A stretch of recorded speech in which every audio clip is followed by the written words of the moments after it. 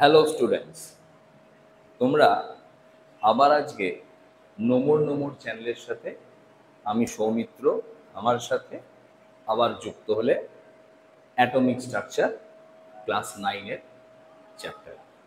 আজকে এটা অ্যাটমিক স্ট্রাকচারের পার্ট 3।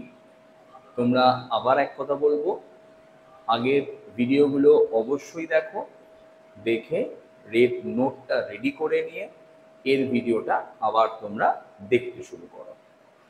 আজকে আমরা স্টার্ট করছি atomic structure part 3। Atomic structure atomic structure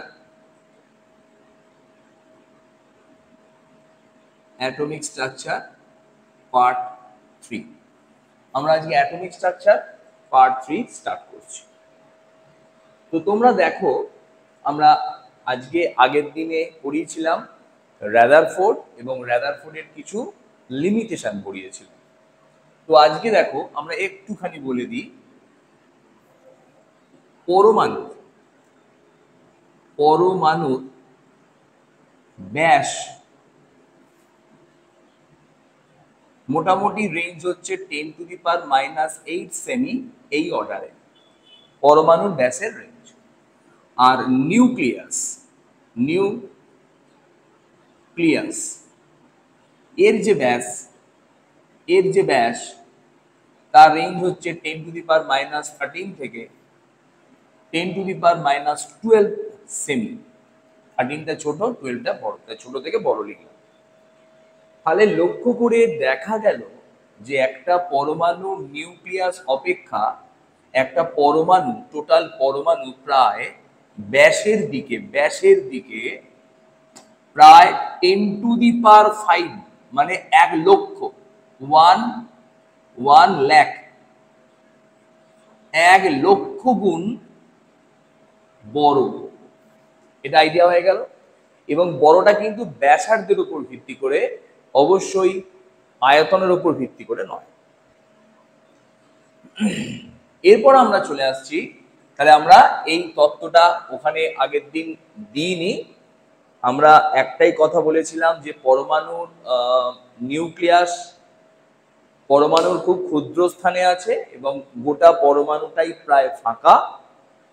এবং একটা ছোট্ট নতুন ডাটা তোমাদের দিয়ে দিই, যে একটা বিজ্ঞানী ভেবেছিলেন যে যদি আমরা কোনো পরমাণুকে তার মধ্যে থেকে নিউক্লিয়াসটাকে বার করে নিই এবং সেই নিউক্লিয়াসটাকে একটা লুডোর ছক্কার মধ্যে প্রবেশ করিয়ে দিই, তাহলে সেই লুডোর ছক্কাটাকে একটা হাতিও কি দুটো হাতি মিলেও টানতে পারবে না। তার কারণ ওই লুডোর ছক্কাটার মধ্যে যে নিউক্লিয়াসটা থাকে সেই নিউক্লিয়াসটার আকার একটা বিশাল এলাকা জুড়ে পদার্থের ভরের সমান হবে। তার মানে আমি বলতে চাইছি, ব্যাপারটা বুঝে নাও, যে একটা পরমাণুর মধ্যে বেশিরভাগ স্থানটাই ফাঁকা, তার মধ্যে একটা ক্ষুদ্র পরিসরে নিউক্লিয়াস আছে, তাহলে নিউক্লিয়াসটাতেই পরমাণুর সমস্ত ভর সঞ্চিত আছে।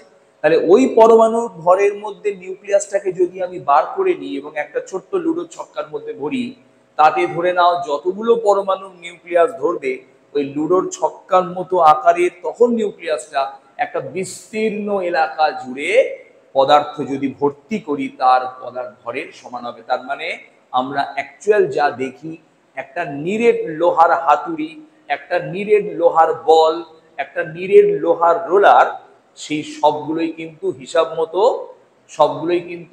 মতো ফাঁকা। ক্লিয়ার হয়ে গেল? তোমরা বুঝে গেলে ব্যাপারটা, তাহলে সবগুলোই হয়ে গেল হিসাব মতো ফাঁকা। ঠিক আছে, দেখো এবার। তো ওই কনসেপ্টেই বিজ্ঞানী বলেছিলেন যে যদি আমরা একটা পরমাণুকে নিউক্লিয়াসকে যদি লুডোর ছক্কার মধ্যে ভরি, তাহলে সেটাকে দুটো হাতি মিলেও সরাতে পারবে না, তার ভর এতটাই বেশি। তার মানে আমরা ধরে নাও একটা বড় ঘর আছে, এই ঘরটার মতো ঘরে যদি আমি একটা লোহাকে ভর্তি করি, তার যে পরমাণুর নিউক্লিয়াসটা হবে, তার নিউক্লিয়াসটার আকার হবে এইটুকু। তাহলে এইটুকু আকারটাকে একটা হাতি সরাতে পারবে না। কেন? এই ঘরের মধ্যে যে আয়রনটা নিয়েছিলাম, লোহাটা নিয়েছিলাম, তার সমস্ত ভর ওইটুকু নিউক্লিয়াসের মধ্যে আছে। তাহলে এত বড় লোহাকে একটা হাতির পক্ষে টানা সম্ভব নয়, তাই ওইটুকু লোহাকেও একটা হাতি টানতে পারবে না। বোঝাতে পারলাম নিশ্চয়ই? তো আজকে যেটা আমরা শুরু করছি, রাদারফোর্ডের যে ত্রুটি পেয়েছিলাম, সেখানে আমি একটা কথা পেয়েছিলাম। সেই কথাটা হচ্ছে, রাদারফোর্ডের ত্রুটিতে আমরা বলেছিলাম সেখানে রেখা বর্ণালী তৈরি হয়, লাইন স্পেকট্রাম। তো রেখা বর্ণালী তৈরির সময় এখানে হাইড্রোজেনের রেখা বর্ণালী, হাইড্রোজেনের রেখা বর্ণালী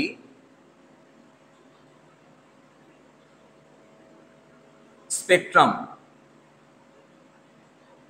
হাইড্রোজেনের রেখা বর্ণালী প্রথম পাওয়া গেছিল।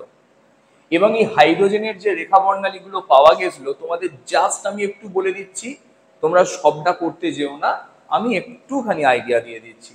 হাইড্রোজেনের যে রেখা বর্ণালীগুলো পাওয়া গেছিল, সেই রেখা বর্ণালীর মধ্যে প্রথম রেখা বর্ণালী ছিল Leman series.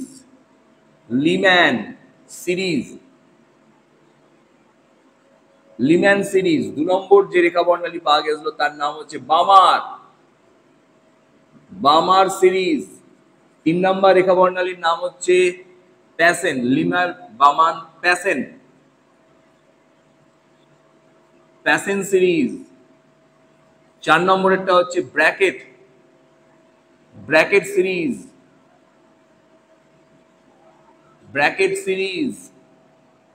Paschen Brackett Pfund series. এবং লাস্ট যে সিরিজটা পাওয়া গেছিল তার নাম হচ্ছে হামফ্রিস সিরিজ। এই এতগুলো সিরিজ পাওয়া গেছিল। এদের মধ্যে আমি একটুখানি বলে দিই, এই বামার সিরিজেই একমাত্র দৃশ্যমান বর্ণালী পাওয়া গেছিল। তোমাদের এইটা পড়ালাম, তার কারণ হচ্ছে বিভিন্ন বাইরের যে কম্পিটিটিভ এক্সাম গুলো হয়, তোমরা যেগুলো দিচ্ছ তাতে এই প্রশ্নগুলো টুক করে টাচ করতে পারে। তো এই দৃশ্যমান বর্ণালীর মধ্যে এইটাই একমাত্র বামার সিরিজ দৃশ্যমান বর্ণালীর মধ্যে পড়ে। বাকি এইটা আলট্রা ভায়োলেট যে রেঞ্জ তার মধ্যে পড়ে। আর এইখান থেকে শুরু হয়ে যায় ইনফ্রারেড রেঞ্জের মধ্যে পড়ে যায়। এই দৃশ্যমান যে বর্ণালী ভিজিবল যে রেঞ্জ, সেই ভিজিবল রেঞ্জের মধ্যে আবার কতগুলো স্পেশাল লাইন দেখতে পাওয়া যায়। এই লাইনগুলোকে নামকরণ করা হয়েছে H alpha, H beta, H gamma এবং এইচ ডেল্টা। এই 4টে লাইন আবার এদের মধ্যে দেখা গেছে। তো এই দৃশ্যমান আলোর বর্ণগুলো, এগুলো লাল, এটা কমলা, পরে এটা বেগুনি রেঞ্জের একটু আগে, এটা নীলের মধ্যে পড়ছে, এরকম কিছু আছে, এটা সবুজের মধ্যে পড়ছে। তো এরকম কিছু লাইন আমরা দেখতে পাই, যার মধ্যে বামা সিরিজকেই একমাত্র চোখে দেখা গেছে হাইড্রোজেন বর্ণালীর, বাকি কারোর দেখা যায়নি। তো আজকে আমরা এটা একটু এক্সট্রা পড়ালাম তোমাদের সুবিধার জন্য। আমরা আজকে যেটা পড়া স্টার্ট করব, রাদারফোর্ডের পরমাণু মডেলের ত্রুটির পর যিনি সারা জাগিয়ে দেন পরমাণু মডেল দিয়ে, তার নাম হলো নিলস বোর। আর কেউ নয়, তিনি হলেন নিলস বোর একটা বিস্ময়কারী আবিষ্কার করলেন, এবং তিনি ম্যাক্স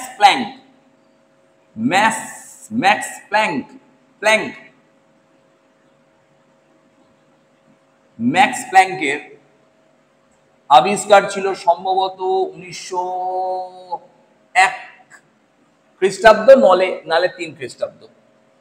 ম্যাক্স প্ল্যাঙ্কের কোয়ান্টাম থিওরি, কোয়ান্টাম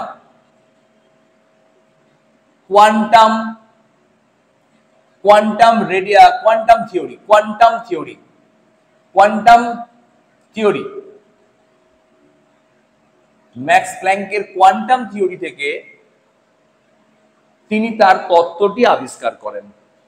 এবং ম্যাক্স প্ল্যাঙ্কের কোয়ান্টাম থিওরিটা যে মূল বেসের ওপর তৈরি হয়েছিল সেটার নাম ছিল ইলেকট্রো ডায়নামিক্স। ইলেকট্রোডায়নামিক্স তত্ত্বের উপর ভিত্তি করে তৈরি হয়েছিল। তো এই নিলস বোর তিনটে পরমাণু মডেল সম্বন্ধে প্রধানত তিনটে মতবাদ দেন।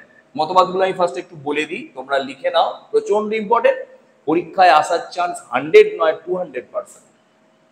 প্রথমে 1 নাম্বার যে তত্ত্ব ছিল সেটাতে ছিল, আমি একটুখানি পয়েন্টস ওয়াইজ লিখবো, তোমরা পরপর গুছিয়ে লিখে নেবে। ইলেকট্রন নির্দিষ্ট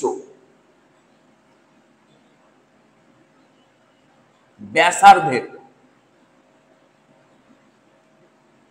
ইলেকট্রন নির্দিষ্ট ব্যাসার্ধের কক্ষপথেই আবর্তন করছে। তার মানে যে কোনো কক্ষপথে কিন্তু ইলেকট্রন আবর্তন করছে না, তার জন্য নির্দিষ্ট কক্ষপথ আছে। এবং এই কক্ষপথে আবর্তনকালে তোমরা লিখে নেবে, কালে ইলেকট্রনকে আমরা ই মাইনাস দিয়ে লিখছি শর্ট করে, তোমরা ইলেকট্রন বানান করে লিখবে। ইলেকট্রনের কৌণিক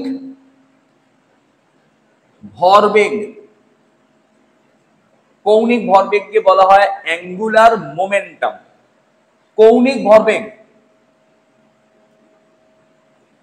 h/2π জিনিসটাকে আমি আসছি, h/2π এর সরল গুণিতক হবে, সিম্পল ইন্টিজার হবে, সরল গুণিতক হবে,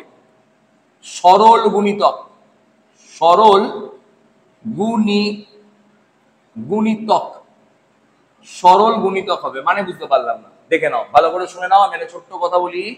আমরা এর আগে নিউটনের সূত্রে ভরবেগ পড়েছিলাম, ভর এবং বেগের গুণফল। তাহলে ভর এবং বেগের গুণফলকে যদি ব্যাসার্ধ আর দিয়ে গুণ করে দিই, তখনই সেটা হয়ে যাবে কৌণিক। কৌণিক শব্দ তখনই আসে যখন কোনো রাশির সাথে আর গুণ করে দেওয়া হয়।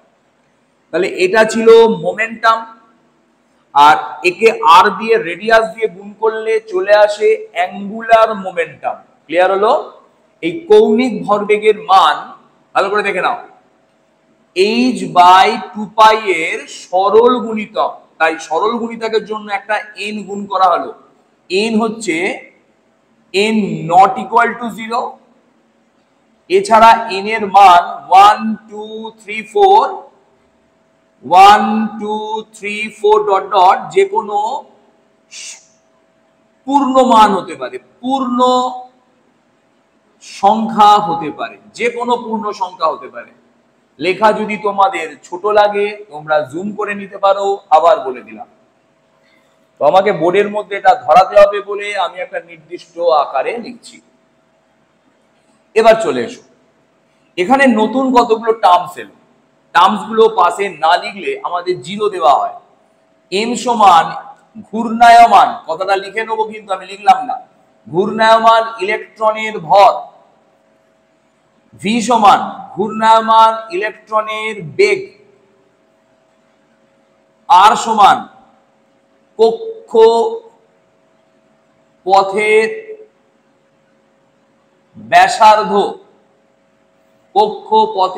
ব্যাসার্ধ। h সমান বিজ্ঞানী প্লাঙ্কের নাম অনুসারে তার সম্মান রক্ষার্থের নামকরণ করা হয়েছিল,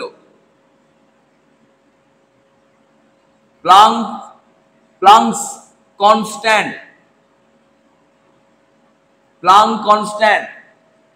এই প্লাঙ্ক কনস্ট্যান্টের একটা ভ্যালু ফিক্স ছিল, 6 to 6 বা 6 to 6 হতে পারে, 7 হতে পারে, 6 to 6ই করলাম, into 10 to the power minus 27 arg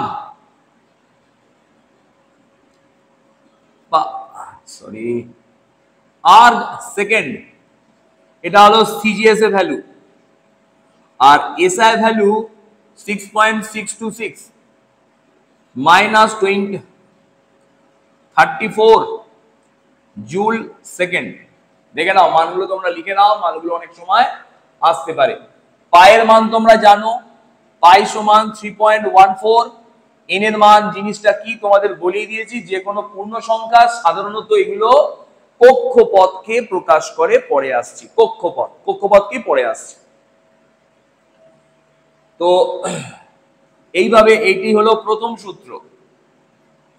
দ্বিতীয় তত্ত্বে বললেন যে ইলেকট্রনগুলো যখন নির্দিষ্ট ব্যাসার্ধের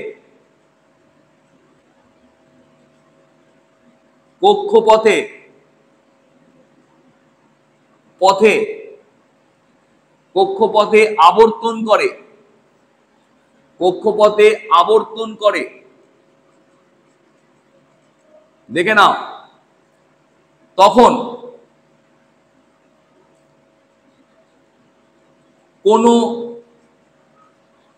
শক্তি গ্রহণ বা বর্জন করে না। কোন শক্তি গ্রহণ বা বর্জন করে না। কেন করে না? ভালো করে বোঝো, আমি একটু বোঝাই। ধরে নাও আজকে খুব গরম, আমাদের গরম লাগছে, ঘাম দিচ্ছে। তার কারণ আমার দেহের টেম্পারেচার বেশি আর পরিবেশের দেহের টেম্পারেচার কম আর পরিবেশের টেম্পারেচার বেশি। তাই পরিবেশ থেকে তাপ আমার দেহে ঢুকবে, এটা আমরা জানি। বেশি উষ্ণতাযুক্ত অঞ্চল থেকে নিম্ন উষ্ণতাযুক্ত অঞ্চলের দিকে তাপের প্রবাহ হয়। ঠিক শীতকাল, পরিবেশের টেম্পারেচার কম, আমার দেহের টেম্পারেচার বেশি, আমার দেহ থেকে তাপ বেরিয়ে যাবে পরিবেশে, তাই আমাদের ঠান্ডা লাগবে। এবার ভাবো আজকে আমার দেহের টেম্পারেচার হচ্ছে ধরে নাও 32 ডিগ্রি সেন্টিগ্রেড কি 31 ডিগ্রি সেন্টিগ্রেড, আর পরিবেশের টেম্পারেচার 31 ডিগ্রি সেন্টিগ্রেড। তাহলে এবার ভাবো কোথা থেকে কোথায় তাপ প্রবাহ হবে, তোমরা বলো তো দেখি। তাপ কোনো জায়গা থেকে কোনো জায়গাতেই প্রবাহিত হবে না। কেন না? দুটো স্থানের মধ্যে তাপের উষ্ণতার পরিমাণ সমান, তাই তাপের কোনো আদান প্রদান হবে না। তাপকে যদি আমরা শক্তি ধরি তাহলে বলবো শক্তির কোনো আদান প্রদান হবে না। এবার বোঝো, ধরে নাও এটা নিউক্লিয়াস, একে কেন্দ্র করে এই কক্ষগুলো আছে, এই কক্ষে একটা ইলেকট্রন ঘুরছে। এই ইলেকট্রনের শক্তি যদি কক্ষের শক্তির সাথে সমান হয়ে যায় তাহলে কোনো শক্তি ইলেকট্রন ত্যাগও করবে না, আবার গ্রহণও করবে না। তাহলে অ্যান্সারটা বুঝতে পারা গেল। তাহলে এখানে কি লিখবো? বর্জন করে না, কারণ কক্ষের শক্তি, এখানে কিন্তু কক্ষপথ সম্বন্ধে বলা হয়েছিল, এরপরে কনসেপ্ট বলতে পারেননি এনারা। কারণ কক্ষের শক্তি ও ঘূর্ণায়মান ইলেকট্রন, লিখতে হবে কিন্তু ঘূর্ণায়মান ইলেকট্রন, এর শক্তি পরস্পর সমান। কক্ষের শক্তি এবং ইলেকট্রনের শক্তি পরস্পর সমান, তাই কোনো শক্তির গ্রহণ বা বর্জন হয় না। এই অবস্থায় আমরা এই ধরনের কক্ষকে বা কক্ষপথকে স্থির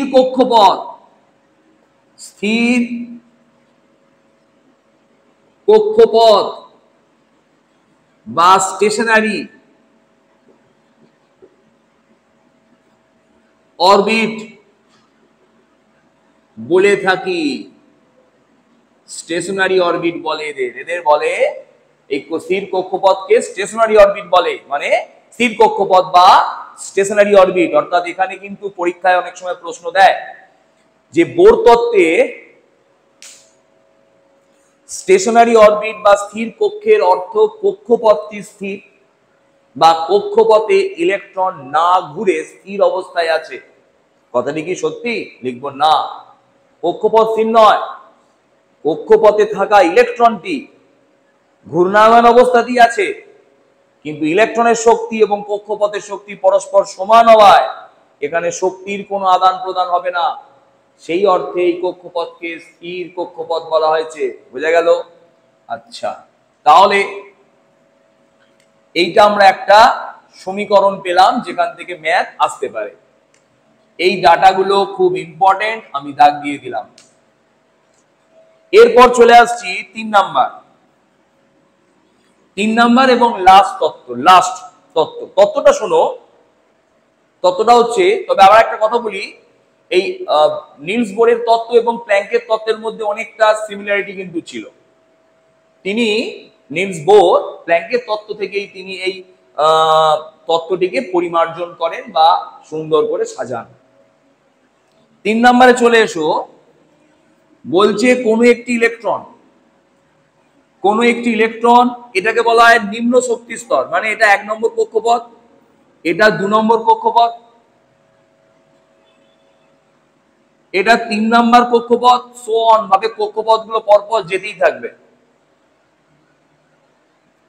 এইভাবে দেখো, বিজ্ঞানী বললেন যে যখন কোনো ইলেকট্রন নিম্ন কক্ষপথ থেকে বা নিম্ন শক্তি স্তর থেকে উচ্চ শক্তি স্তরে গিয়ে লাফাবে, ধরো এখানে এসে লাফালো, নিম্ন যে শক্তি স্তর তার শক্তি সবসময় কম থাকবে, ধরে নিচ্ছি 5 আর্গ, আর এর থেকে উচ্চ শক্তি স্তরের শক্তি ধরে নিচ্ছি বেশি 10 আর্গ, এর থেকে 3 নম্বরের শক্তি আরো বেশি, ধরলাম 20 আর্গ। বুঝে নাও, বলছে এই ইলেকট্রনটা যখন এই কক্ষপথ থেকে এই কক্ষপথে জাম্প করবে তখন কিন্তু এরা জাম্প করতে পারবে না। কেন পারবে না? না, আমাদের বলা আছে যে যখন কোনো ইলেকট্রন কোনো কক্ষপথে থাকবে তখন কক্ষপথের শক্তি এবং ইলেকট্রনের শক্তি সমান। তাহলে বলতো এই ইলেকট্রনটার শক্তি কত আছে? হ্যাঁ, ঠিকই বলেছো, এই ইলেকট্রনটার শক্তিও কিন্তু কক্ষপথের শক্তি যেহেতু 5, এদিকে দেখো, কক্ষপথের শক্তি যেহেতু 5, ইলেকট্রনের শক্তিও কিন্তু 5। ঠিক, এই ইলেকট্রনটাকে এখানে যদি জাম্প করতে হয় তাহলে এই ইলেকট্রনটাকে 5 শক্তি ছিল আর 5 শক্তি নিতে হবে। তাহলে এই ইলেকট্রনটা লক্ষ্য করে দেখো, বাইরে থেকে 5 আর্গ শক্তি নেবে, নিয়ে টোটাল শক্তি করবে 10 আর্গ। এরপর এই ইলেকট্রনটা এখানে জাম্প করতে পারবে, অর্থাৎ যখন এখানে ইলেকট্রনটা প্রবেশ করবে তখন ইলেকট্রনেরও শক্তি হতে হবে 10 আর্গ এবং কক্ষপথের শক্তি 10 আর্গ পরস্পর সমান। বোঝা গেল? ঠিক একইভাবে ধরো এই ইলেকট্রনটা যদি এই কক্ষপথে ফিরে আসতো, বলো তো কি হবে আইডিয়া করে?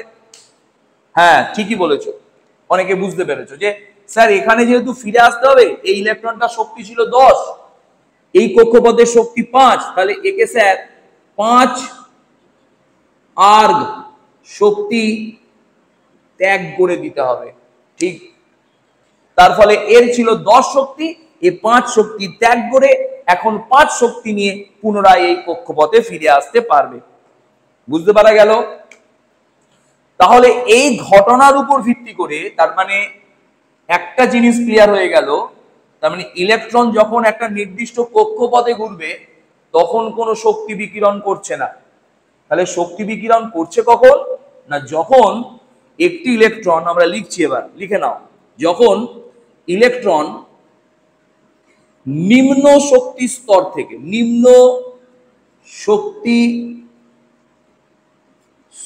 থেকে উচ্চ শক্তি স্তরে যাবে, নিম্ন শক্তি স্তর থেকে উচ্চ শক্তি স্তরে যাবে, তখন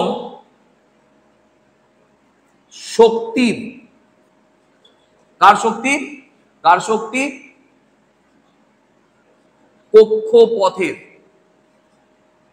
কক্ষপথের শক্তির পার্থক্য, কক্ষপথের শক্তির পার্থক্য অনুসারে কি করে বলো? শক্তি গ্রহণ করবে না বর্জন করবে? না স্যার নিম্ন শক্তি থেকে উচ্চতে যাচ্ছে স্যার। আচ্ছা তাহলে স্যার অনুসারে শক্তি কোকোবা শক্তি বর্তন অনুসারে শক্তি অনুসারে শক্তি গ্রহণ করে। ঠিক একইভাবে তোমরা লিখে নিতে পারো যে যখন ইলেকট্রন উচ্চ শক্তি স্তর থেকে নিম্ন শক্তি স্তরে যাবে, তখন কক্ষপথের শক্তির পার্থক্য অনুসারে সব ডট ডট দিয়ে দিলাম, শক্তি কি করবে? বর্জন করবে। আচ্ছা বুঝে গেছে, বর্জন করবে। ক্লিয়ার হয়ে গেল ব্যাপারটা? এবার দেখো, অনেকের হাতে লেখা নিয়ে একটু প্রবলেম হতে পারে, তোমরা একটু বুঝে নিও, তাড়াতাড়ি লিখছি, একটু বুঝে নিও। তাহলে এখান থেকে একটা জিনিস ক্লিয়ার হলো, ইলেকট্রন কখনো শক্তি বর্জনও করে বা শক্তি শোষণও করে। এই বর্জন বা শোষণ জনিত একটা ছোট্ট সূত্র আছে। সূত্রটা হচ্ছে, দেখে নাও, যে পরিমাণ শক্তির বর্জন বা গ্রহণ করবে সেই শক্তিটাকে আমরা এনার্জি দিয়ে লিখব। এনার্জি সমান, দেখে নাও, এইচ নিউ সমান, এইচ এর জায়গায় এইচটা তো লিখলাম স্মল এইচ, নিউ এর জায়গায় লিখছি সি বাই ল্যামডা। এবার টোটালটা আমি পরপর বলে যাচ্ছি ব্যাপারটা কি, দেখে নাও। সি হলো শূন্য মাধ্যমে আলোর বেগ, আর ল্যামডা হলো নির্গত যে তরঙ্গ বা নির্গত যে বর্ণালীর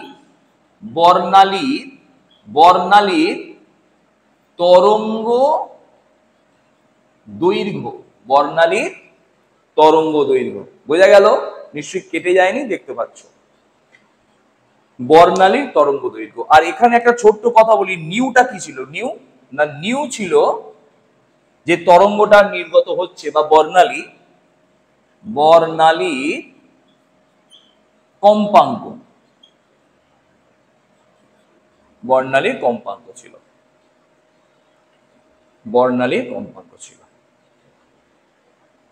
তাহলে বুঝে গেলাম। এইভাবে এখানে যে শক্তিটা নির্গত হবে সেই শক্তিটাকেও কিন্তু আমরা, এইচ এর মান আমাদের জানা কনস্ট্যান্ট, শূন্য মাধ্যমে আলোর বেগ তোমরা জানো, ল্যামডার মান জানা থাকলেই কি পরিমাণ শক্তির বর্জন হবে এবং কি পরিমাণ শক্তির গ্রহণ হবে তোমরা বুঝতে পারছো। তারা ছোট কথা বলি, ধরো এই কক্ষপথে প্রথম যে কক্ষপথ তার যদি শক্তি E1 হয়, আর দ্বিতীয় যে কক্ষপথ মানে এইটা, তার যদি শক্তি E2 হয়, তাহলে E1 থেকে E2 মানে উচ্চ শক্তি স্তরে গেলে সেখানে শক্তি কি করবে?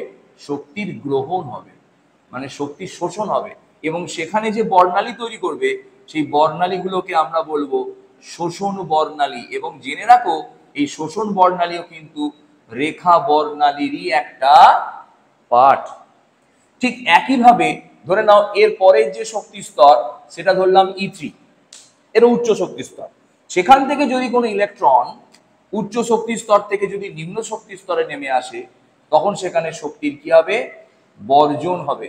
এই শক্তির বর্জন হলে তখন যে বর্ণালী পাবো তখন তাকে বলবো আমরা বিকিরণ বর্ণালী। এটাও কিন্তু এক প্রকারের রেখা বর্ণালী, কারণ সব শক্তি কন্টিনিউয়াসলি ভাবে নির্গত হয় না, ছেড়ে ছেড়ে নির্গত হয়। অর্থাৎ যখন ইলেকট্রন ঘুরে তখন কোনো শক্তি নির্গত হয় না, যখন ইলেকট্রন জাম্প করে সেই মুহূর্তে শক্তি নির্গত করে। জাম্প করার পর এক জায়গায় গিয়ে দাঁড়িয়ে পড়লো, আবার ঘুরতে শুরু করলো, তখন আবার শক্তি নির্গত করবে না। তার মানে অনলি জাম্প খাওয়ার সময় হয় শক্তির শোষণ হয়, নাহলে শক্তির বর্জন হয়। তো এই ঘটনার জন্য আমরা যে শক্তির বর্ণালীটা পেয়েছিলাম, আগের দিন দেখিয়েছিলাম, সেই বর্ণালীর মধ্যে কিছু আলো এবং আঁধারি স্পট দেখতে পাওয়া যায়। আলো স্পটটা নিঃসরণ করেছিল আলো, আঁধারি স্পটটা শোষণ করেছিল আলো। ক্লিয়ার হয়ে গেল? এর ফলে রেখা বর্ণালী পেলাম। তো যাই হোক, বর্ণালী তত্ত্ব কিন্তু বোর দিয়ে ব্যাখ্যা করা গেল। তার মানে বোর বলে দিল, ব্যাখ্যা করে দিল যে নিঃসরণ বর্ণালী এইরকম ধরনের বর্ণালী হতে পারে, রেখা বর্ণালী হতে পারে। আচ্ছা, তো তোমরা লিখে নাও, পজ করে নাও, লিখে নাও। বোরের তত্ত্বের ত্রুটিকে আমরা বলবো লিমিটেশন। লিমিটেশন, বোরের তত্ত্বের কিছু লিমিটেশন ছিল। লিমিটেশন গুলোকে আমি লিখছি, তোমরা দেখে নাও। ফার্স্ট 1 নাম্বার লিমিটেশন ছিল, বোরের একটা তত্ত্বের বিশেষ রূপ ছিল যেটা আমরা অনেকে জানি না। বোর অ্যাকচুয়াল হাইড্রোজেনের উপর ভিত্তি করে গোটা আবিষ্কারটা করেছিলেন। গোটা আবিষ্কারটা হাইড্রোজেনের উপর ছিল, এটা কিন্তু একটা বিরাট ব্যাপার। তো এই বোর তত্ত্বের এই যে আবিষ্কারটা যেহেতু হাইড্রোজেনের উপর ছিল এবং হাইড্রোজেনের যেহেতু একটা ইলেকট্রন ছিল, তাই এই বোর তত্ত্বের মেন পার্ট ছিল one electron system. One electron system বলা হয়। ওয়ান ইলেকট্রন সিস্টেম মানে হচ্ছে যদি কোনো পরমাণু বা আয়নের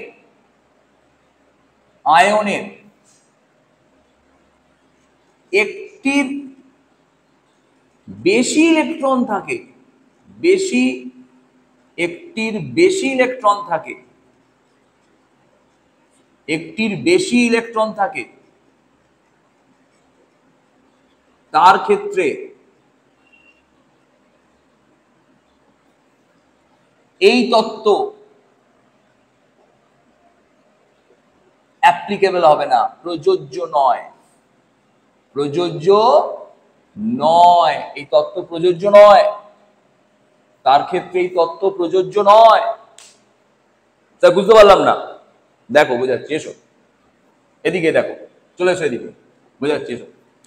ধরে নাও হাইড্রোজেন, এর ক্ষেত্রে ইলেকট্রন একটা, হাইড্রোজেনের ক্ষেত্রে অ্যাপ্লিকেবল। হাইড্রোজেন প্লাস এই আয়নের ক্ষেত্রে ইলেকট্রন 0, অ্যাপ্লিকেবল নয়।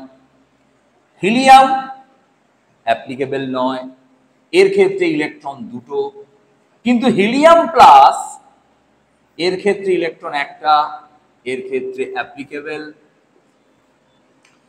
ঠিক একইভাবে লিথিয়াম 2+, এর ক্ষেত্রে একটা ইলেকট্রন, অ্যাপ্লিকেবল।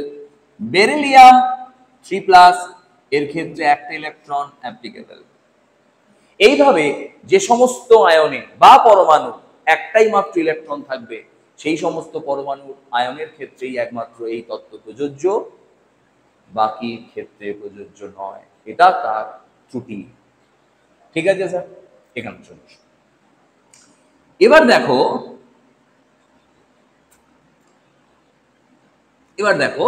আমরা দ্বিতীয় ত্রুটির কথা বলছি।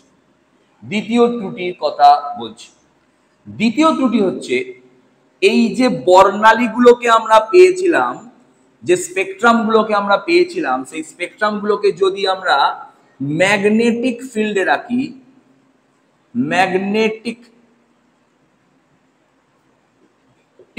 রাখি, তাহলে দেখবো এই একটা বর্ণালী আরো অনেকগুলো সূক্ষ্ম বর্ণালীতে ভাগ হয়ে যাচ্ছে। একটা বর্ণালী, এই বর্ণালী, মেন বর্ণালীটা অনেকগুলো সূক্ষ্ম ডট ডট ডট ডট বর্ণালীতে ভাগ হয়ে যাচ্ছে। এই ঘটনাকে বিজ্ঞানী জিম্যান প্রথম লক্ষ্য করেছিলেন বলে একে বলা হয়েছিল জিম্যান এফেক্ট। ঠিক একইভাবে যদি আমরা ইলেকট্রিক ফিল্ডে রাখি বর্ণালীকে,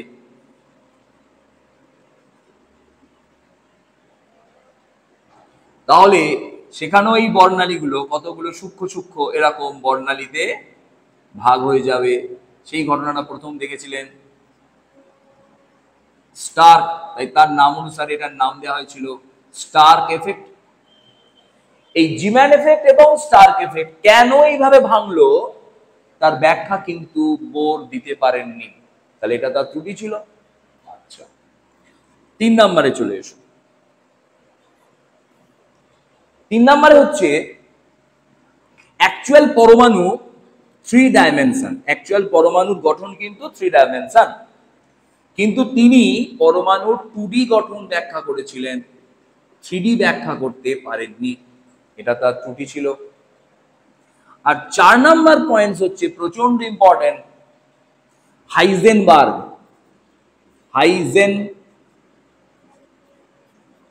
হাইজেনবার্গস uncertainty, TAINTY, uncertainty principle. Uncertainty principle মানে হাইজেনবার্গের অনিশ্চয়তা নীতি, তোমরা বাংলা করে লিখে নাও। এই নীতি থেকে কি বলা হয়েছিল, যে কোনো ঘূর্ণায়মান ইলেকট্রনের একই সাথে তার অবস্থান ও ভরবেগ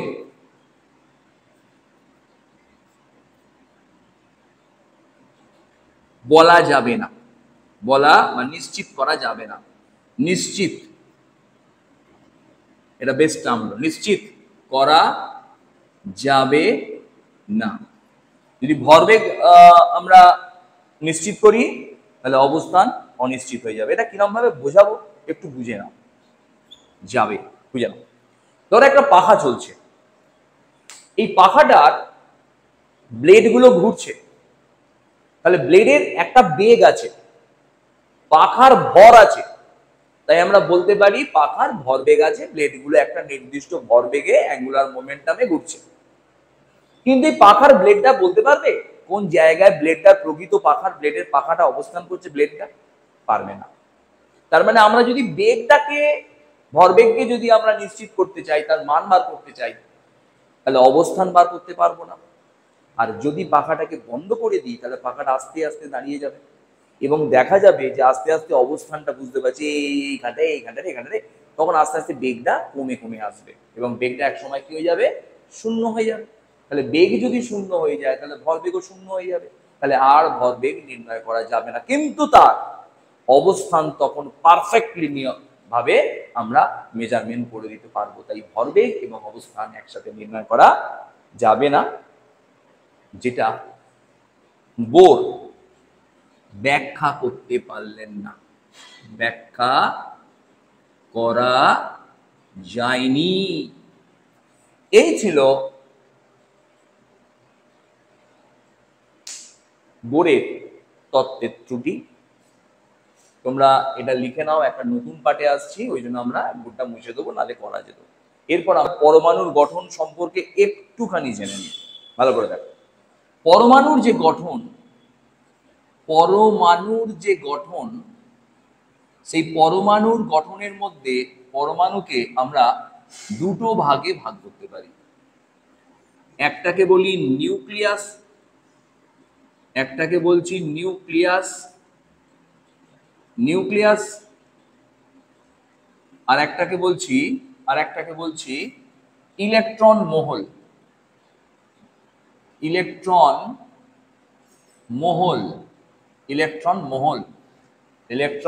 মহল।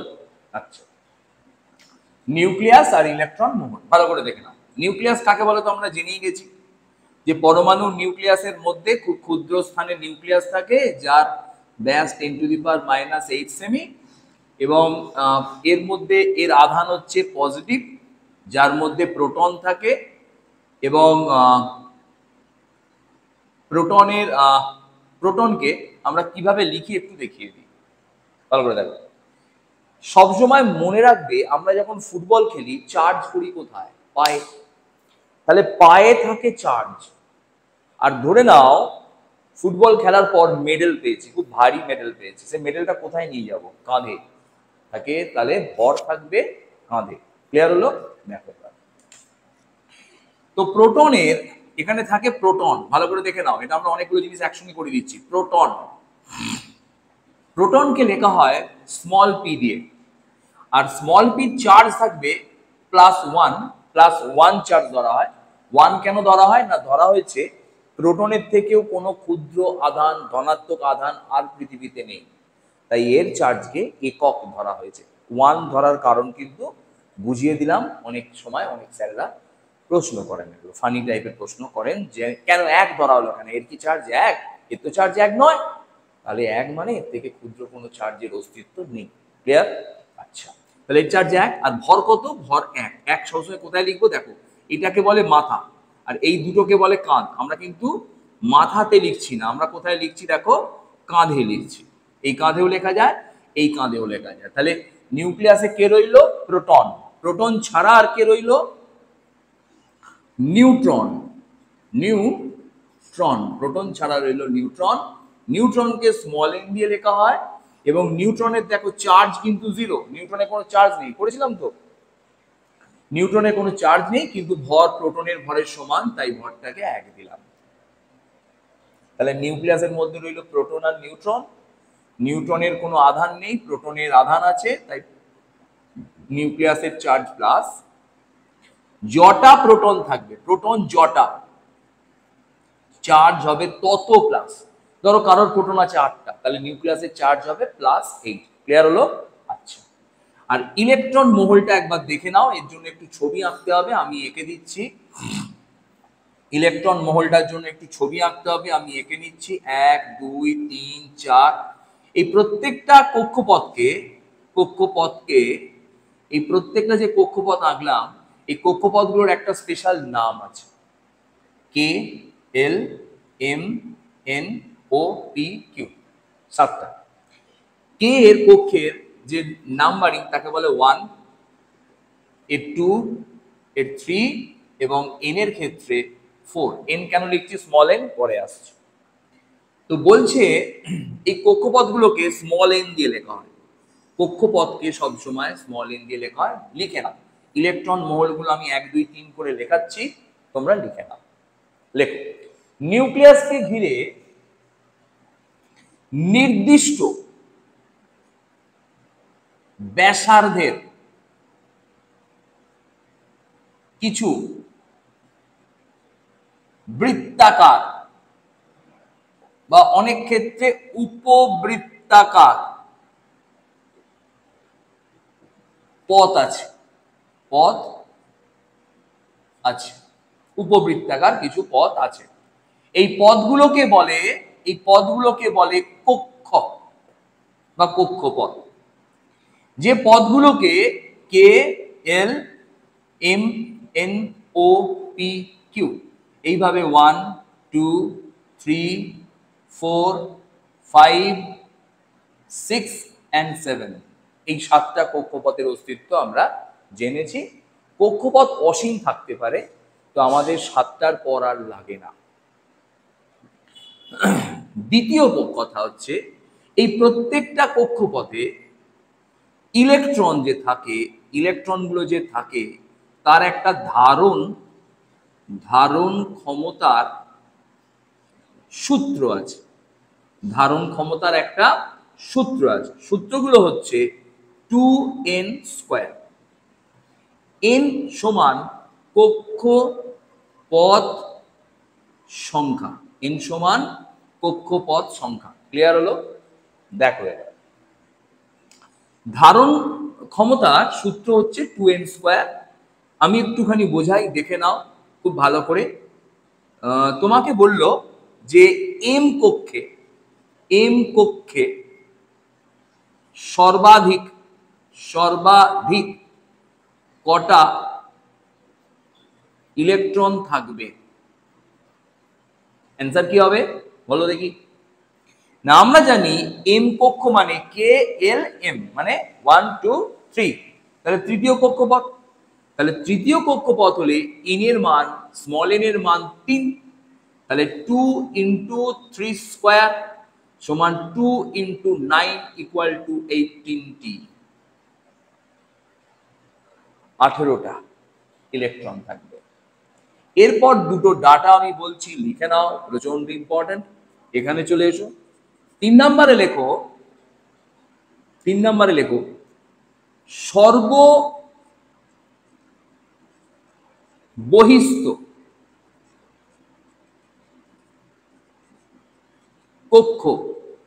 সর্ববহিস্থ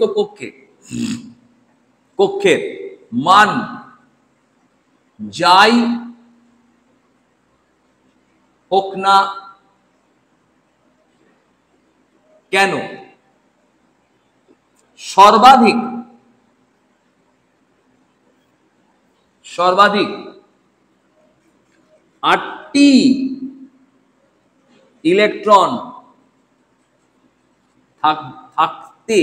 থাকতে পারে, তার বেশি ইলেকট্রন থাকতে পারে না। বুঝতে পারলাম না তো? চলে এসো এখানে। তোমাকে বললো যে এন কক্ষটি, প্রশ্ন কিউ, কিউ দিচ্ছে একটা, এটা সাইজ ছিল, কিউ দিচ্ছে। এন কক্ষটি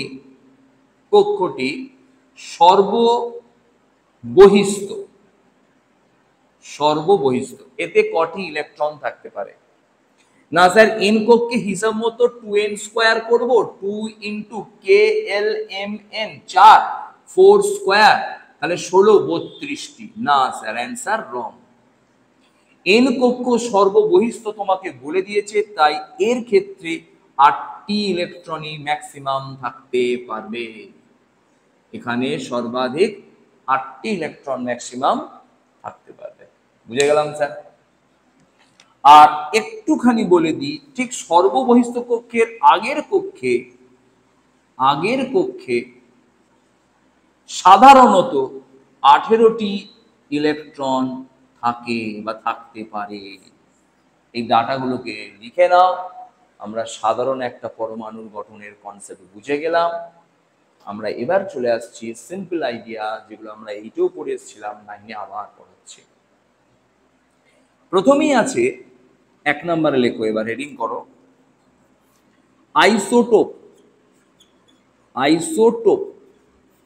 আইসো শব্দের অর্থ হলো সেম, আর টোপটাকে আমি এইভাবে বোঝাই যে যেমন টোপ বলতে জলে মাছ ধরার সময় কাঁটার মুখে একটা কোনো বস্তু দিতে হয়, সেটা ছোট মাছ হতে পারে, কেঁচো হতে পারে, বোলতা লার্ভা ডিম হতে পারে, এগুলোকে বলে টোপ।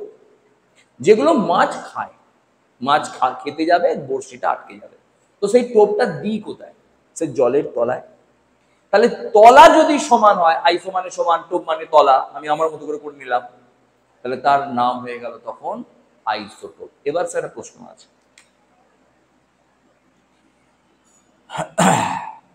আইসোটোপ বোঝানোর আগে একটা ছোট্ট কথা বোঝাচ্ছি, সেটা তোমরা এখানটা একটু আগেটায় লিখে নাও।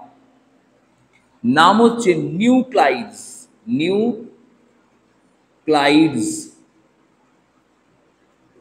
আর একটা ছোট্ট কথা বলি, এখানে দেখে নাও, এই প্রোটন এবং নিউট্রন সংখ্যা, প্রোটন এবং নিউট্রনকে একত্রে বলা হয় নিউক্লিয়াসের কণা বলে, নাম দেওয়া হয়েছে নিউক্লিয়ন। নিউক্লিয়াসের কণা বলে এদের একত্রে নিউক্লিয়ন বলে। নিউক্লাইডস কাদের বলে? না, লিখে নাও, নির্দিষ্ট। আচ্ছা, আইসোটোপের আগে একটা কথা বলি, আইসোটোপটা এক্ষুনি লিখো না। পরমাণু ক্রমাঙ্কযুক্ত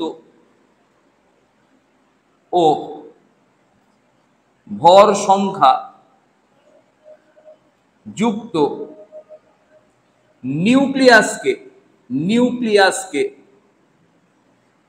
নিউক্লাইডস বলে। তাহলে এখান থেকে নতুন দুটো ডাটা এলো, যেটা আমরা বুঝতে পারলাম না। একটা হচ্ছে পরমাণু ক্রমাঙ্ক কাকে বলে, একটা ভর সংখ্যা কাকে বলে, টুক করে বলে দিচ্ছি, দেখে নাও। ফার্স্টে হেডিং করো পরমাণু ক্রমাঙ্ক, তোমরা হেডিং করে নাও। পরমাণু ক্রমাঙ্ককে লিখছি, লেখো পরমাণুর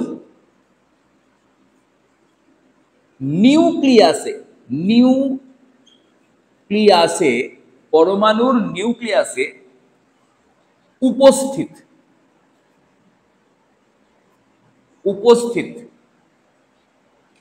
প্রোটন সংখ্যাকে পরমাণু ক্রমাঙ্ক বলে। বুঝে গেলাম? এবং আচ্ছা, লিখি আগে বলে দিই। যেমন ধরো, একটা এক্সাম্পল তোমরা তো লিখেই নিতে পারো। অক্সিজেনের পরমাণু ক্রমাঙ্ক 8। অক্সিজেনের পরমাণু ক্রমাঙ্ক তোমরা লিখে নিও 8। এবার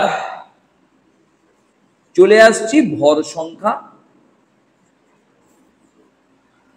লিখে নাও। ঠিক একইভাবে পরমাণুর নিউক্লিয়াসে উপস্থিত প্রোটন ও নিউট্রন সংখ্যার সমষ্টিকে ভর সংখ্যা বলে। একটা ছোট্ট কথা বলে রাখি, পরমাণু ক্রমাঙ্ক এবং প্রোটন ভর সংখ্যা যেহেতু দুটি কণার যোগফল দ্বারা একে প্রকাশ করা হয়েছে এবং একে একটা কণার সংখ্যা দ্বারা প্রকাশ করা হয়েছে, তাই এরা কখনোই ভগ্নাংশ ভগ্নাংশ হবে না। কেন? এরা কণার যোগফল, তাই ভর সংখ্যা কখনো ভগ্নাংশ হবে না। আর প্রোটন সংখ্যা তো একটা পরমাণুর কণা, তাহলে এরা কখনোই ভগ্নাংশ হবে না। তবে একটা ছোট্ট কথা বলে রাখি, এই সংখ্যাকেই পরমাণু আমি লিখলাম না, ক্রমাঙ্ক তোমরা লিখে নিও। বলে এই পরমাণু ক্রমাঙ্ক মৌলের স্বকীয় ধর্ম, স্বকীয়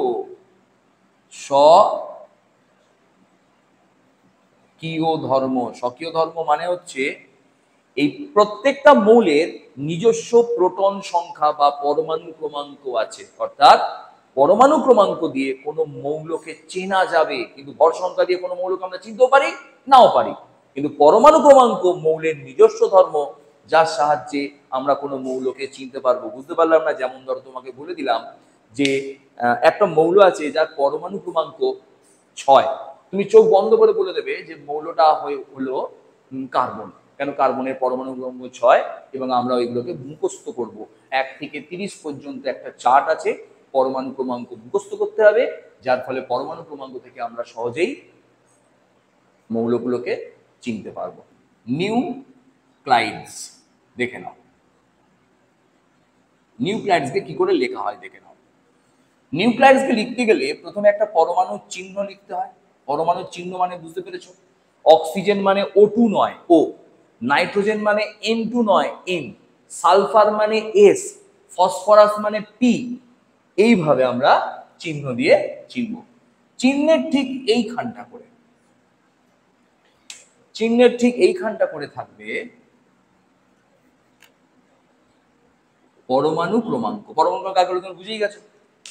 আর ঠিক চিহ্নের মাথার উপরে হয় এদিকে নচেত এদিকে, যে কোনো একদিকে লিখবো ভর সংখ্যা। কিভাবে নিউক্লিয়াইডস লেখা হয় বুঝতে পারা গেল? ভর সংখ্যা। কিভাবে নিউক্লিয়াইডস লেখা হয় বুঝে গেল? আমি বোঝাচ্ছি, দেখে নাও। ধরে নাও অক্সিজেনের পরমাণু ক্রমাঙ্ক 8 আর ভর সংখ্যা 16। তাহলে অক্সিজেনের নিউক্লাইডসকে কিভাবে লিখবো? না 8 এখানেও 16 লিখতে পারি, নচেত 8 এখানেও 16 লিখতে পারি, যেটা খুশি। ব্যাপারটা বোঝা গেল? আচ্ছা, এবার চলে এসো যে আইসোটোপ। আমি একটুখানি কথা বলি। আইসো শব্দটা এসেছে সেম থেকে, সেম, আর টোপ শব্দটা এসেছে প্রোটন থেকে। তো আমি একটুখানি বলি, টোপ মানে নিচের দিকে থাকে, প্রোটন সেই হিসেবে এসেছে। তো আমি বলছি, ধরে নাও মাছ যখন ধরি তখন একটা টোপ ইউজ করা হয়, যেটা হতে পারে একটা ছোট্ট মাছ, হতে পারে কেঁচো, হতে পারে বোলতার যে লার্ভা, সেগুলোকে কাঁটার মুখেতে লাগিয়ে জলের নিচে ফেলে দেওয়া হয় এবং বড় মাছ এসে সেটাকে খায়, তার মুখে কাঁটাটা আটকে যায়। তাহলে টোপ ফেলি কোথায়? নিচে ফেলি। তার মানে টোপ শব্দের অর্থটা আমরা আজকে শিখবো নিচে। আইসো শব্দের অর্থ সেম, টোপ শব্দের অর্থ নিচে। তাহলে যার নিচে সমান তাকে বলবো আইসোটোপ। ইজি হয়ে গেল। তো আমার প্রশ্ন হচ্ছে যে কোনো মৌলের নিচে কে থাকে বলো এবার, ভাবো। এই তো স্যার, এই যে নিচে থাকে স্যার পরমাণু ক্রমাঙ্ক। তাহলে তাদের বলবো আইসোটোপ। যাদের নিচে সমান তাদের বলবো আইসোটোপ। কিভাবে লিখছি তোমরা লিখলেই বুঝতে পারবে। একই মৌলের, এই কথাটা না লিখলে 0 পাবে, আমি তলায় আন্ডারলাইন করলাম। একই মৌলের যে সমস্ত পরমাণু, যেসব পরমাণুর, একই মৌলের যেসব পরমাণু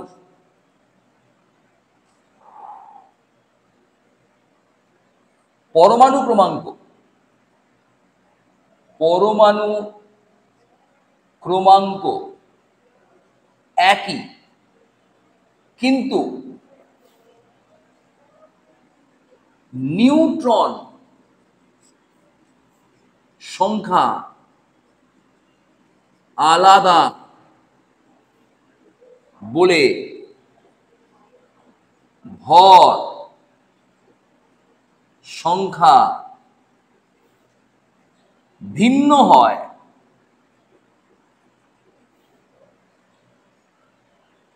তাদের আইসোটোপ বলে। টোপ বলে। দেখে নাও, আইসোটোপের কতগুলো উদাহরণ আমি বলে যাচ্ছি, ইম্পর্টেন্ট স্টার দিয়ে লিখে নাও। ফার্স্টে হাইড্রোজেনের আইসোটোপ, ফার্স্ট লিখছি H11, এটাকে বলা হয় প্রোটিয়াম। Protium, protium. এবার আসছে হাইড্রোজেন 12, এটাকে বলা হয় ডয়টোরিয়াম। ডয়টোরিয়াম। এরপর আসছে হাইড্রোজেন 13, এটাকে বলা হয় টিট্রিয়াম। টিট্রিয়াম, ট্রিয়াম। এটা স্টার দিলাম কারণ এটা তেজস্ক্রিয়। শুধু তেজস্ক্রিয়ই নয়, এটি সর্বাপেক্ষা হালকা তেজস্ক্রিয় মৌল। এর থেকে হালকা তেজস্ক্রিয় মৌল আর পাওয়া যাবে না। হাইড্রোজেনের পর আসছি কার্বন। তোমরা পরপর লিখবে, আমি জায়গা বাঁচানোর জন্য এদিকে চলে আসছি। হাইড্রোজেনের পর আসছি কার্বন। কার্বনের C6H12, তার মানে বুঝতে পারছো এটা কার্বনের পরমাণু ক্রমাঙ্ক, আর 12টা হলো ভর সংখ্যা। আমি কিন্তু এর মধ্যে এত বেশি বোকাদের মতো করে বোঝাইনি, কারণ এই কনসেপ্টগুলো আমাদের 9-এ জিনিস, কিন্তু এইটা আমাদের পড়া হয়ে গেছে এবং কি 7-এও পড়েছে। এই দুটোই বেশি পাওয়া যায়, 6-13ও পাওয়া যায়, তো এই দুটোই মেন। এর মধ্যে এইটাকে মাথায় স্টার দিলাম কারণ এটা তেজস্ক্রিয়। আমি কিন্তু বারবার লিখবো না, স্টার দেবো, তোমরা বুঝে যাবে। আচ্ছা, একটা ছোট কথা বলো তো, তোমাকে যদি কেউ বলে যে একটা পরমাণুর মধ্যে মূল কণিকাগুলি কি, তুমি কি করে অ্যান্সার করবে? ধরো তোমাকে বললো, একটা প্রশ্ন দিলাম, এরপরে একটা প্রশ্ন দিলাম। প্রশ্ন, কার্বন 6, 12, 14, এই আইসোটোপটির চিত্র তুমি অঙ্কন করো। পারবে করতে? 7-এ 8-এ তোমরা করেছো। তবু বলছি, তলায় আছে প্রোটন, লিখে নাও। মাথায় আছে প্রোটন প্লাস নিউট্রন। তার মানে আমি যদি প্রোটন লিখি তাহলে লিখবো 6, আর যদি নিউট্রন লিখি তাহলে লিখবো মাথা মাইনাস তলা। কবিতাটা কি বললাম? মাথা মাইনাস তলা। কত হলো? 8টি। তাহলে প্রোটন হলো 6টি, নিউট্রন হলো 8টি। পরমাণু যেহেতু নিস্তড়িত, তাই পরমাণুতে যটা প্রোটন থাকবে তটা ইলেকট্রন থাকবে। তাহলে ইলেকট্রন 6টি। আমি ছবিটাকে টুক করে এঁকে দিচ্ছি, দেখে নাও। ছবিটা হয়ে গেল, এই একটা নিউক্লিয়াস, এই একটা নিউক্লিয়াস, নিউক্লিয়াসকে ঘিরে কটা কক্ষপথ। আমি একটুখানি ইলেকট্রন মহলে তোমাদের বলা উচিত ছিল, তো আমি ওখানটা হয়তো মিস করে গেছি, তোমরা এখানটায় দেখে নাও।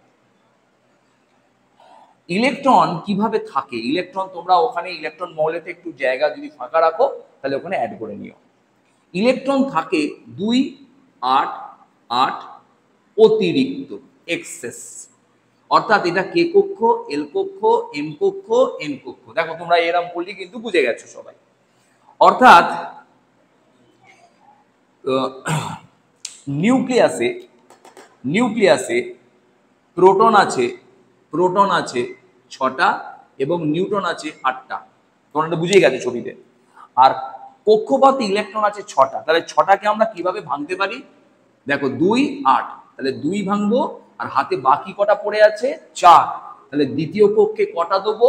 4টে। ব্যাপারটা বুঝতে পারলাম না? বুঝতে পারলাম না? আমার হাতে মোট ইলেকট্রন আছে 6টা, কিন্তু আমার রুলস হচ্ছে 2, 8, 8, 2, মানে এটা প্রথম ট্রে। প্রথম ট্রেতে আমি ডিম রাখবো 2টো, দ্বিতীয় ট্রেতে ডিম রাখবো 8টা, তৃতীয় ট্রেতে ডিম রাখবো 8টা, চতুর্থ ট্রেতে এক্সট্রা ডিমগুলো রাখবো। তাহলে আমাকে মোট 6টা ডিম বা 6টা ইলেকট্রন দেওয়া আছে, তুমি সেটাকে কিভাবে রাখবে বলো, ভাইবে বলো। না, আমি সেটাকে রাখবো প্রথম ট্রেতে 2টো ডিম মানে 2টো ইলেকট্রন, তারপরে 2টো, আর তারপরের কক্ষে আছে 8টা থাকতে পারে ম্যাক্সিমাম, কিন্তু আছে আমার হাতে তো আর 4টে ইলেকট্রন, তাহলে একে 4টে দেবো। এইভাবে আরো 2টো করাবো, তোমরা বুঝে যাবে। তাহলে এখানে কক্ষপথ মোট কটা হয়েছে বলো। তাহলে এটা হলো প্রথম কক্ষপথ, এটা হলো দ্বিতীয় কক্ষপথ। এই 2টো কক্ষপথে আমরা দেখো ইলেকট্রন গুলোকে কিভাবে আঁকছি। প্রথম কক্ষপথে কটা ইলেকট্রন এঁকেছি, এটা কে কক্ষপথ, কটা ইলেকট্রন এঁকেছি 2টো। আর দ্বিতীয় কক্ষপথে কটা ইলেকট্রন আমার হাতে আছে পড়ে, আর 4টে। তাহলে 1টা 2টো 3টে 4টে, এটা কি কক্ষপথ, এল কক্ষপথ। তাহলে এটা কে কক্ষপথ, এটা এল কক্ষপথ। এইভাবে গোটা ছবিটাকে আমরা এঁকে ফেললাম। এরপর চলে এসো অক্সিজেন। অক্সিজেনের কটা আইসোটোপ আছে, অক্সিজেনের আইসোটোপ আছে অক্সিজেন 8-16, অক্সিজেন 8-17, অক্সিজেন 8-18। এটা সব থেকে ইম্পর্টেন্ট, 8-18 এর মাথায় স্টার দিলাম, তার মানে এটা অক্সিজেনের আইসোটোপ। এছাড়াও ক্লোরিনের 2টো আইসোটোপ আছে, সেটা হচ্ছে ক্লোরিন 1735, যেটা নিয়ে আমাদের কাজে লাগবে, ক্লোরিন 1737। এই 2টো আইসোটোপ আছে, দুটোই তেজস্ক্রিয়, কেউই নয়। তো এইভাবে আমরা আইসোটোপ বুঝে গেলাম। তাহলে এখানে আমরা ছোট্ট করে চলে আসছি, তোমরা লিখে নাও। আমরা চলে আসছি আইসোবার। বার কোথায় থাকে তোমরা বলো তো, চিনিং বার। আমরা এতে দেখেছি জিমে, যখন উপরে একটা এরকম রডের মতো থাকে, যেটাকে ধরে এরকম করে আমরা ঝুলি, তাই তো, সেইটাকে বলা হয় চিনিং বার। তাহলে বার থাকে ওপরে।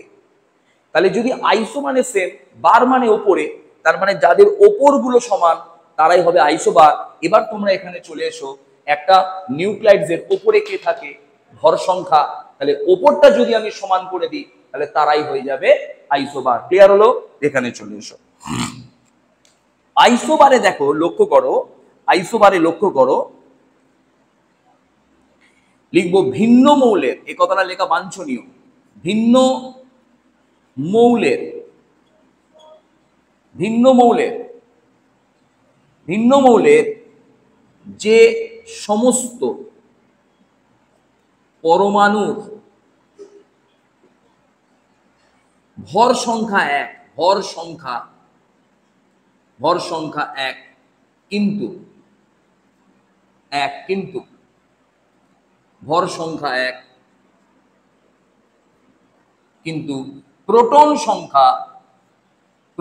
সংখ্যা ভিন্ন, তাদেরই বলা হবে আইসোবার। বুঝে গেলাম? বুঝতে পারলাম না? চলে এসো এখানে। আইসোবারে লক্ষ্য করো, আমি 2-3টে আইসোবার তোমাদের দেখাচ্ছি, দেখে নাও। হাইড্রোজেন 1-3 আর হিলিয়াম 2-3। লক্ষ্য করো, এই হাইড্রোজেন 1-3 এবং হিলিয়াম 2-3 উপরে কে আছে, উপরে কারা আছে না, উপরে স্যার ভর সংখ্যা, না দেখো ভর সংখ্যা এরও 3, কিন্তু পরমাণু ক্রমাঙ্ক আলাদা, এরা পরস্পরের হয়ে যাবে আইসোবার। বুঝে গেল কি বললাম? এরপর চলে এসো নাইট্রোজেন 7-14 আর কার্বন 6-14, কার্বন 6-14, এরা পরস্পরে কি হবে বলো, এরা পরস্পরের আইসোবার। এইভাবে ধরো পটাশিয়াম 1940 আর ক্যালসিয়াম 2040, এরাও দেখো পরস্পরের আইসোবার। তার মানে যাদেরই ভর সংখ্যা সমান, বার মানে উপরে, ভর সংখ্যা উপরে থাকে, তাদের আমরা নাম দেবো আইসোবার। বুঝে গেল? আইসোটোন তোমরা নিশ্চয়ই বুঝে গেছো, আইসোটোন শব্দটা আসছে নিউট্রন থেকে। তার মানে আবার বলছি, ভিন্ন মৌলের, ভিন্ন মৌলের, ভিন্ন মৌলের পরমাণু, পরমাণু, পরমাণু নিউট্রন সংখ্যা, নিউট্রন সংখ্যা সমান হলে তাদের পরস্পরকে, পরস্পর কথাটা লেখা বাঞ্ছনীয়, পরস্পরকে তোমরা লিখে নেবে, পরস্পরকে আইসোটোন বলে। আইসোটোনের উদাহরণ দেখে নাও, আইসোটোনের উদাহরণ আমি দেখাচ্ছি। ধরো হাইড্রোজেন 1 3 আর হিলিয়াম 2 4। আচ্ছা, নিউট্রন সংখ্যা কি করে বার করতে হয় একটু আগেই শিখিয়েছি, বলো। মাথা মাইনাস তলা। মাথায় কে আছে? ভর সংখ্যা 3, তলায় কে আছে? প্রোটন সংখ্যা, পরমাণু ক্রমাঙ্ক 1, তাহলে কত হলো 2। এর মাথায় কে আছে? 4, তলায় কে আছে? 2, তাহলে কত হলো 2। আচ্ছা দেখো, তাহলে দুজনেরই নিউট্রন সংখ্যা কিন্তু সমান, তাই তো? আচ্ছা, তাহলে এরা পরস্পরের জোড়া। সবসময় জানবে আইসোটোপ, আইসোবার, আইসোটোন যাই আসুক, সবসময় কিন্তু জোড়ায় জোড়ায় লিখতে হবে। আচ্ছা, এরপর আসছে আরো একটা উদাহরণ দিয়ে দিই। ধরো আইসোটোনের উদাহরণ হচ্ছে সিলিকন। Silicon 14 30, phosphorus 15 31, sulphur 16 32।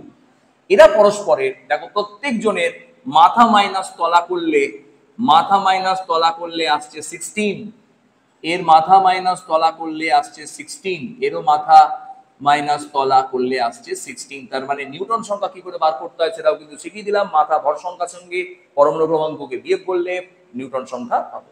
তাহলে এইভাবে আমরা নিউটন সংখ্যা পেতে পারি। এবার আমরা চেক করে নেবো, আমাদের যদি কোনো ভিন্ন ভিন্ন প্রশ্ন দেয়, প্রচুর তো করানো সম্ভব নয়, তাহলে আমরা চেক করে নেবো, করে ফেলবো। এরপর লাস্ট চলে আসছি একদম আইসো ইলেকট্রনিক।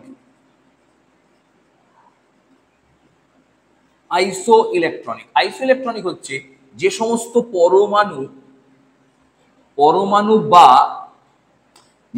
পরমাণু বা আয়ন আছে যাদের ইলেকট্রন সংখ্যা সমান। আচ্ছা স্যার, আইসো মানে সমান, ইলেকট্রন মানে ইলেকট্রনিক মানে ইলেকট্রন, তাদের বলবো আইসো ইলেকট্রনিক। খুব ক্লিয়ার হয়ে গেল, একদম ইজি। দেখিয়ে দিচ্ছি, দেখে নাও। আইসো ইলেকট্রনিকের উদাহরণ আমি দেখিয়ে দিচ্ছি। Sodium plus, magnesium 2 plus, aluminium 3 plus, oxygen 2 minus, fluorine minus, এরা সবাই আইসো ইলেকট্রনিক। তোমরা এর পরের ভিডিওতে আমি তোমাদের আইসো ইলেকট্রনিক ইলেকট্রন কিভাবে বার করতে হয় শেখাবো, তো তোমরা দেখে নাও। এদের সবার ইলেকট্রন সংখ্যা 10টি। ইলেকট্রন বার করার একটা ছোট্ট রুলস আছে, আমি রুলসটা তোমাদের আজকে শিখিয়ে দিচ্ছি, তোমরা শিখে নাও, পরের ভিডিও দরকার নেই, শিখে নাও। রুলসটা হচ্ছে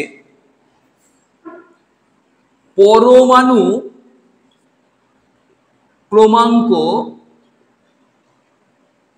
মাইনাস চার্জ। দেখো তোমরা পেরে যাবে, দেখবে। সোডিয়ামের পরমাণু ক্রমাঙ্ক, তোমাকে পরমাণু ক্রমাঙ্ক মুখস্থ করতে হবে, কারণ আমি 30 অব্দি মুখস্থ করাবোই, আমি লিখিয়ে দেবো, করাবোই। পরমাণু ক্রমাঙ্ক সোডিয়ামের 11, ম্যাগনেসিয়ামের 12, অ্যালুমিনিয়ামের 13, অক্সিজেনের 8 এবং ফ্লোরিনের 9। তাহলে দেখো পরমাণু ক্রমাঙ্ক সোডিয়ামের 11 মাইনাস চার্জ, কত চার্জ আছে? কত চার্জ আছে বলো? প্লাস, তাহলে +1 ইকুয়াল টু কত? 10। ম্যাগনেসিয়ামের কত বলো? ম্যাগনেসিয়ামের 12, মাথায় চার্জ কত আছে? -2 প্লাস, প্লাসে মাইনাসে মাইনাস, তাহলে 10। অ্যালুমিনিয়ামের ঠিক এইভাবে বেরোবে, 13 - 3 সমান বেরোলো 10। এবার দেখো অক্সিজেনটা খুব মন দিয়ে দেখো, তাহলে তোমরা কিন্তু বুঝে যাবে। অক্সিজেনটা মন দিয়ে দেখলে কিন্তু তোমরা বুঝে যাবে এখানে কি ঘটনাটা ঘটেছে। অক্সিজেনের পরমাণু ক্রমাঙ্ক দেখো 8, মাইনাস চার্জ কত আছে বলো? -2। ক্লিয়ার হলো স্যার? আরে চার্জ তো মাইনাস আছে, তাহলে মাইনাসে মাইনাসে প্লাস, দেখো 10। ঠিক একই ভাবে ফ্লোরিনের, এর মাথায় চার্জ কত আছে? 1, তাহলে -1, দেখো 10। নিশ্চয়ই বুঝতে পেরেছো? বুঝতে না পারলে আরেকবার রিভাইন্ড করে আগিয়ে নিয়ে দেখে নাও। এইভাবে একটা ছোট্ট কথা বলে রাখি, আইসো ইলেকট্রনিকের একটা ছোট্ট ভাইরা ভাই আছে যার নাম হচ্ছে আইসো স্টার। আইসো স্টার, আইসো স্টার, আইসো স্টার, আইসো আইসো স্টার। এই আইসো স্টার হচ্ছে, ভালো করে শুনে নাও, এটা এক প্রকারের আইসো ইলেকট্রনিক, কিন্তু এদের মধ্যে একটা ক্রাইটেরিয়া আছে। ক্রাইটেরিয়া ছোট্ট করে বলে দিচ্ছি, ভিডিও অনেক বড় হয়ে গেছে, আর বাড়াবো না, পরের দিন আবার অন্য ভিডিওয়ে আসবো। আইসো স্টারের একটা ছোট্ট ক্রাইটেরিয়া হচ্ছে, আইসো স্টারের এই পরমাণুই হোক, অণুই হোক, যাই থাকুক, তাদের মধ্যে পরমাণু সংখ্যা সমান হতে হবে এবং মোট ইলেকট্রনও সমান হতে হবে। আচ্ছা, পরমাণু সংখ্যা সমান হতে হবে, মোট ইলেকট্রনও সমান হতে হবে। একটা উদাহরণ দাও। দেখো N2CO এরা পরস্পরের আইসোস্টার। কেন? এখানে কটা পরমাণু আছে? দুটো। এখানে কটা পরমাণু আছে? দুটো। নাইট্রোজেনের এক একটা পরমাণুতে কটা করে ইলেকট্রন আছে? 7টা। তাহলে 7 + 7 যোগ করলাম, দুটো পরমাণু আছে, তাহলে এদের ইলেকট্রন সংখ্যা হলো 14। জটা প্রোটন তটা ইলেকট্রন, তাই 7টা লিখতে পেরেছি। আর এর কটা হবে বলো? তোমরা এগুলো মুখস্থ করবে। কার্বনে পরমাণু ক্রমাঙ্ক 6, তাহলে প্রোটনও 6, ইলেকট্রনও 6। অক্সিজেনে পরমাণু ক্রমাঙ্ক 8, তাহলে প্রোটনও 8, ইলেকট্রনও 8। তাহলে এটাও দেখো মোট আসছে 14। তাহলে মানে এখান থেকে আমরা বুঝে গেলাম N2 এবং CO পরস্পরের আইসোস্টার। একটা পার্ট বাকি রইল, ভিডিও অনেক বেড়ে যাওয়ার জন্য আর দিলাম না। হচ্ছি তোমাদের এই চ্যাপ্টারগুলোকে ঘরে বসে তৈরি করিয়ে দেবো। মনে হয় না আর কোথাও গিয়ে এই চ্যাপ্টারটা তোমাদের পড়তে হবে, তোমরা যদি এখানে 200% দাও। তোমরা ভালো থাকো এবং ভালো করে পড়াশোনাটা করো, যাতে করে তোমাদের এই পড়াশোনা থেকে তোমাদের পরবর্তীকালে অনেকটা লাভ হয়। আমি অনেক চেষ্টা করছি। আর তোমরা অবশ্যই এই ভিডিওগুলো দেখলে সাবস্ক্রাইব করলে আমি পরের ভিডিওগুলো যেগুলো পাঠাবো সিরিজ ওয়াইজ তোমরা পর পাবে। তোমরা প্লেলিস্টে গিয়ে ভিডিওগুলো দেখে নিও, পর পেয়ে যাবে ভিডিওগুলো। Good night.